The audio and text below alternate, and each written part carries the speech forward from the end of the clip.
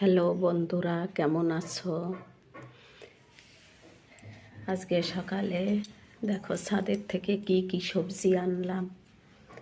ছাদে আজকে মোবাইল নিতে ভুলে গেছি, তাই ঘরে এনে এই ভিডিওটা করে পাঠাচ্ছি।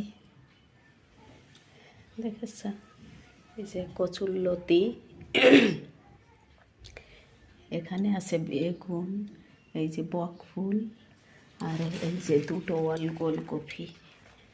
ওলকপি বড় হয়েছে, এই দুটো তুলে আনছি। তাই এগুলো পাঠাবো। পোনা থাকে আমার ছেলের বৌমা, ওদের কাছে এগুলো পাঠাবো, তার জন্য এগুলো তুলে নিয়ে এসছি। আর নিয়ে এসছি এই যে কুমড়ো শাক। এই কুমড়ো শাক এখন ভাজবো।